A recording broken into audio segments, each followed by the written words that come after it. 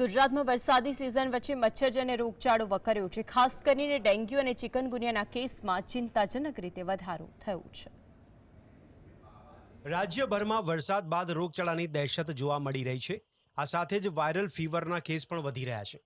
Dengue અને ચિકનગુનિયાના કેસમાં ચિંતાજનક રીતે વધારો થયો છે। જામનગર શહેરમાં પાણીજન્ય રોગચાળાએ અજગરે ભરડો લીધો છે।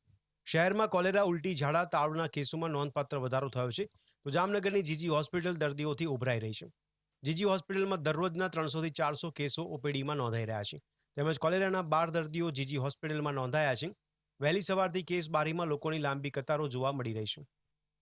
જામનગર શહેરમાં પાણીજન્ય તેમજ ઋતુજન્ય રોગચાળા છે તે અજગરી ભરડો લીધો છે। જામનગરની જીજી હોસ્પિટલ અત્યારે હાલ દર્દીઓથી જે છે તે ઉભરાઈ રહી છે। દ્રશ્યો હું આપને બતાવવા માંગીશ કે જામનગર શહેરના જે જીજી હોસ્પિટલના જે દ્રશ્યો છે કે જ્યાં અત્યારે હાલ જે કેસ બારી પર જે છે તે લાંબી કતાર જે છે તે ત્યારે જોવા મળી રહી છે। વહેલી સવારથી જે દર્દીઓ જે છે તે અહીં પર સારવાર માટે આવે છે। ખાસ કરીને જે પાણીજન્ય રોગચાળા છે એટલે કે કોલેરાના જે ઘણા બધા કેસો જે છે તે જામનગર શહેરમાં જે ત્યારે જોવા મળે છે, તેમજ તાવ, ઉલટી, ઝાડા જેવા જે અત્યારે હાલ દર્દીઓ જે છે તે દરરોજની જે 400 થી 500 લોકોની જે છે તે ઓપીડી જે છે તે જોવા મળે છે। ખાસ કરીને વાત કરીએ તો જે અત્યારે હાલ કુલ 12 જેટલા જે કોલેરાના કેસો જે છે તે જામનગર શહેરની જીજી હોસ્પિટલમાં નોંધાયા છે ને દર્દીઓ જે છે તે સારવાર લઈ રહ્યા છે। જોકે કોઈપણ જે દર્દી જે છે તે તેમને કોઈ ગંભીર પરિસ્થિતિ અત્યારે હાલ જણાઈ રહી નથી, પરંતુ પાણીજન્ય રોગચાળાને કારણે અત્યારે હાલ જામનગર શહેરમાં જેને જે છે તે અજગરી ભરડો હોય તે લીધો હોય તેવું અત્યારે હાલ દ્રશ્ય જે છે તે સ્પષ્ટ થયું છે। સમગ્ર જિલ્લાની વાત કરશું તો સમગ્ર જિલ્લામાં પણ જે ડેન્ગ્યુ હોય, ચિકનગુનિયા હોય તેના જે અત્યારે હાલ જે કેસો જે છે તે અત્યારે હાલ નોંધાયા છે। જાન્યુઆરી માસથી લઈને અત્યાર સુધીમાં જે અત્યારે જે કેસો જે છે તે નોંધાયા છે, પરંતુ જે તેમની સંખ્યા જે છે તે એટલી બધી કોઈ મોટી જોવા મળી નથી। પરંતુ જામનગરની જીજી હોસ્પિટલમાં જે અત્યારે હાલ પાણીજન્ય અને જે ઋતુજન્ય રોગચાળાને લઈને અત્યારે હાલ જે કોલેરાના કેસો છે તેમાં અત્યારે હાલ વધારો થતો જોવા મળી રહ્યો છે। કેમેરામેન પુનિત રાઠોડ સાથે અર્જુન પંડ્યા, જીએસટીવી ન્યૂઝ, જામનગર।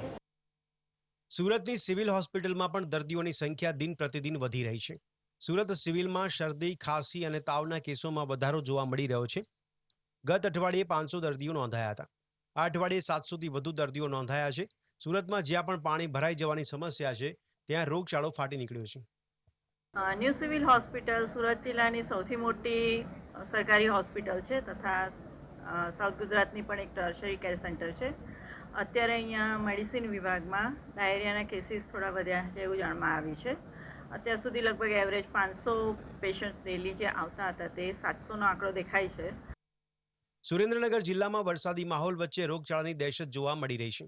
છેલ્લા 24 કલાકમાં સુરેન્દ્રનગર સિવિલમાં ડેન્ગ્યુ, મેલેરિયા અને કોલેરાના 1000 કેસ નોંધાયા છે। રોગચાળાની દહેશત વચ્ચે સિવિલ હોસ્પિટલમાં 14 ડોક્ટરોના સ્થાને 3 ડોક્ટરોથી જ ગાડું ગબડાવાઈ રહ્યું છે। રાજકીય આગેવાનો જે ફોટા સેશન પડાઈને સરકારી કાર્યક્રમ કરીને જે મોટી વાહવા કરી રહ્યા છે, ત્યારે તાત્કાલિક ધોરણે જ્યાં જે ગંદકી છે, રોગચાળો ફેલાવી જગ્યા છે ત્યાં સાફ સફાઈ કરી અને લોકોની જાગૃતિ માટેના કાર્યક્રમ કરવા જોઈએ અને લોકોને ઘરે જઈને જે કોઈ જાતની દવા કે એ રીતે પ્રોવાઈડ કરવી જોઈએ। 5 વર્ષથી અમે સતત સરકારમાં અને હોસ્પિટલમાં મુનપરા ધારાસભ્ય સાથે બધા રજૂઆત કરી છે, છતાંય ડોક્ટરોની ખાલી જગ્યા પૂરાતી નથી। એનું પરિણામ આજે સુરતની પ્રજાને ભોગવવું પડે છે। રોગચાળો ફાટી નીકળ્યો છે। અવારનવાર આવી પરિસ્થિતિ ઊભી થાય છે।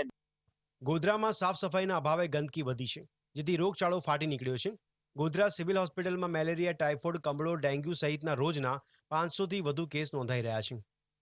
Bureau report, GSTV.